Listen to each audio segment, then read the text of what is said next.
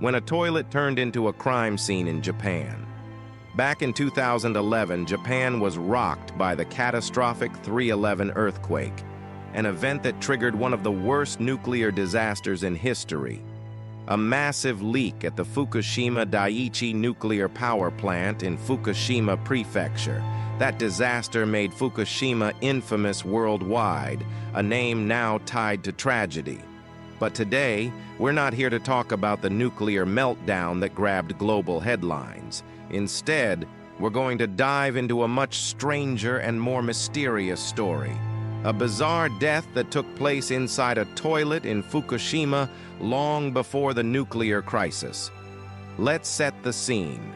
The story unfolds on February 28, 1989, at a small elementary school in the city of Tamura, located in Fukushima Prefecture, Japan. It was around 6 p.m. that evening. A young female teacher, just 23 years old, who worked at the school, had finished her lessons for the day. After wrapping up, she left the school building and started walking back to the staff dormitory, which wasn't too far away, a short stroll through the quiet streets of Tamura. Now, February in Fukushima is still the heart of winter. The air was biting cold, with temperatures likely dipping below freezing, and by 6 p.m. the sky had already turned pitch black, typical for a winter evening in this part of Japan. After a chilly walk, the teacher finally reached the staff dormitory, settled into her room, and got ready to wind down for the night. Feeling the need to use the bathroom, she stood up and headed to her private restroom. The staff dormitory where she lived was set up for privacy and convenience. Each staff member had their own individual room, and every room came equipped with its own private bathroom. This meant the bathroom in her room was exclusively hers. No one else used it. But in 1989, the infrastructure in rural mountain villages like this one in Japan wasn't exactly modern. The sewage system for the bathroom wasn't connected to a centralized network. Instead, it relied on a standalone septic tank system. The toilet itself was a traditional squat-style toilet, commonly found in Japan at the time, especially in rural areas. Below the squat platform was a septic tank, connected by a U-shaped pipe. One end of this U-shaped pipe was attached directly to the toilet platform, while the other end led to an outdoor sewage drain. This outdoor drain was accessible from outside the building, and every so often, someone would come by, lift the cover, and use a machine to pump out the waste from the septic tank into a disposal truck. It was a pretty basic setup, but it got the job done in a place like Tamura. Before using the toilet, the teacher did what most people do instinctively. She glanced down into the squat toilet bowl to make sure nothing was out of the ordinary. But when she looked, she noticed something strange in the dim light. There was a faint shape down there that looked suspiciously like a shoe. A wave of unease washed over her. Something about it just didn't feel right. Trusting her gut, she decided she couldn't ignore it. She had to check it out. So she left her room, stepped outside into the cold night air, and made her way to the outdoor sewage drain connected to her bathroom. She lifted the heavy cover to take a closer look, hoping to ease her mind. She told herself she just wanted to make sure nothing was wrong, but what she saw next confirmed her worst fears. There, inside the drain, was a human foot, pale and lifeless. She screamed in terror, her heart racing as she stumbled back, running to get help from her colleagues at the dormitory. A short while later, the school principal and a few courageous co-workers arrived at the scene. They gathered around the drain and, after a careful look, confirmed that there was indeed a human body down there in the septic system. They also noticed something odd. The foot they saw wasn't wearing a shoe. Realizing the gravity of the situation, they immediately called the police. When the police arrived at the scene and took a look for themselves, they first tried to pull the body out by hand, reaching into the drain. But the pipe connected to the toilet was far too narrow. They tugged and pulled, but the body was stuck tight, and they couldn't get it out, no matter how hard they tried. With no other option, the police called for an excavator to be brought to the scene. Their plan was to dig up the entire U-shaped pipe buried underground, then use a cutting machine to slice the pipe open and carefully extract the body from inside. After some time, they finally managed to get the body out of the pipe. The police confirmed that the victim was a man, but the position of his body at the time of death was nothing short of bizarre. His arms and legs were curled up tightly, his body lying on its back, bent into a U-shape that perfectly matched the curve of the pipe. He was wearing pants on the lower half of his body, but his upper body was completely bare, and in his arms he was clutching a neatly folded shirt, holding it close to his chest. His face was oriented upward, toward the toilet in the women's bathroom, almost as if he had been trying to peep on women using the restroom. The body had been submerged in the septic tank for some time, so it was in rough shape. The police had to put in a lot of effort to clean it up before they could properly identify it. Once they cleaned the body, many people at the scene immediately recognized him. The victim was Naoyuki Kano, a 26-year-old man who was well-known and well-liked in the local community. According to the forensic examination, based on the state of rigor mortis, the man had died 2 days earlier, on February 26th. The cause of death was determined to be suffocation and circulatory failure in the chest. In simpler terms, his chest had been compressed in the tight space of the pipe, causing him to suffocate to death. The autopsy also revealed small scratches on his elbows and knees, likely from scraping against the pipe, but there were no other significant injuries or clear signs of a struggle. There were also no signs of bruising or marks that would suggest foul play.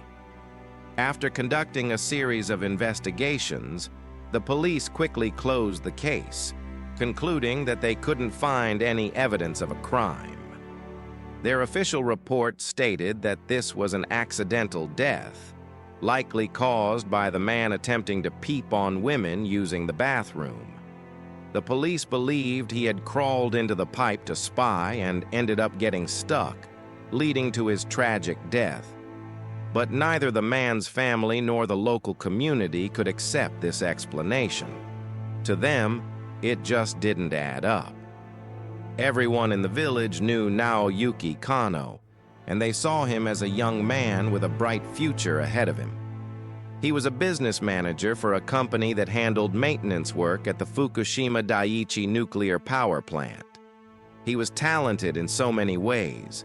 He could compose music and poetry, and he had a natural gift for public speaking that made him stand out. He often took on leadership roles, organizing recreational activities for the village's youth group, bringing the community together. He was the go-to guy to host weddings for his friends, and he even gave speeches on behalf of the village chief at local events. The villagers simply couldn't imagine someone like him, a respected, talented young man, being involved in something as depraved as peeping on women in a bathroom, let alone in such a bizarre and dangerous way. While the community didn't outright reject the police's conclusion, they couldn't shake the doubts that lingered in their minds. Fueled by their disbelief, the people of the village took action. They organized a petition to demand answers. They even teamed up with residents from a neighboring village, working together to gather signatures for their cause. A month after the incident, they had collected an impressive 4,300 signatures. Armed with this support, they submitted a formal request to the police, urging them to reopen the case and investigate further. So, what exactly made the villagers so skeptical of the police's findings? Let's dig into the doubts and questions surrounding this mysterious case. First, let's talk about the U-shaped pipe itself. The pipe was designed symmetrically, with a diameter of 36 centimeters throughout most of its length. One end of the pipe was the outdoor sewage drain, accessible from outside the dormitory, while the other end was connected to the indoor squat toilet in the teacher's room. But here's the catch. Since it was a squat toilet, the diameter of the indoor end, where the toilet platform was much narrower, measuring only 20 centimeters. That meant the only way the victim could have entered the pipe was through the outdoor sewage drain, not from inside the bathroom. Naoyuki Kano was 1.7 meters tall, about 5 feet 7 inches. According to survey data from Japan's Ministry of Economy, Trade, and Industry, the average shoulder width for men aged 25 to 29 in Japan is around 40.4 centimeters, roughly 16 inches. Now compare that to the pipe's diameter of just 36 centimeters, about 14 inches.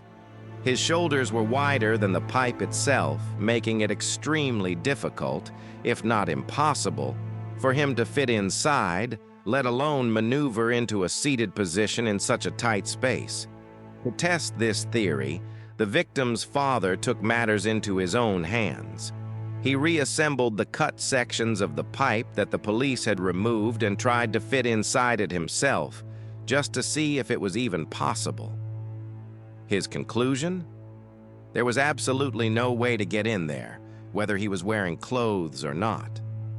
So the question remains, how could Naoyuki have gotten into that pipe in the first place?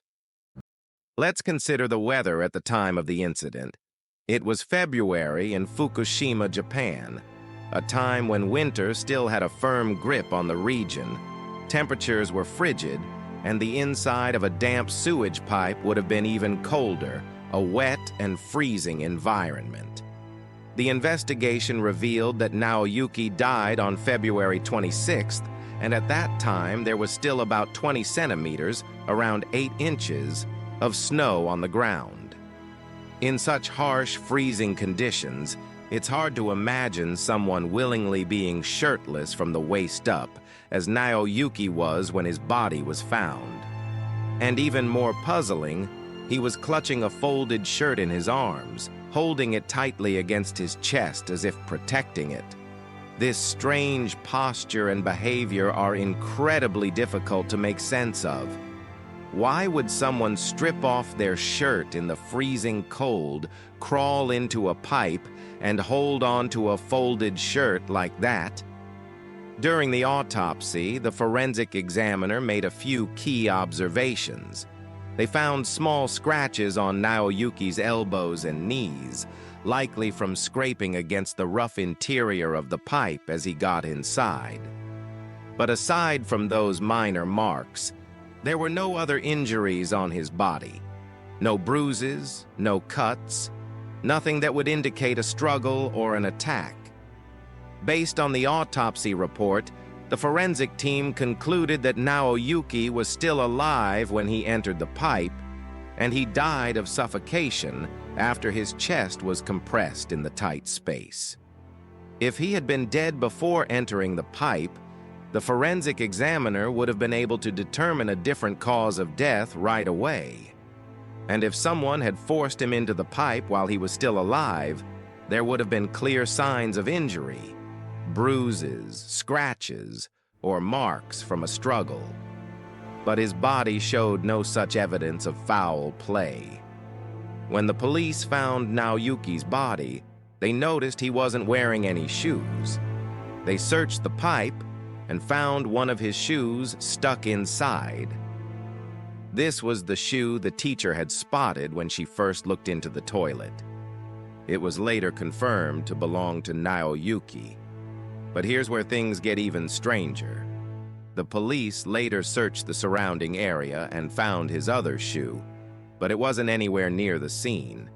It was discovered in a river, far away from the dormitory and the crime scene. So how did his two shoes end up so far apart from each other?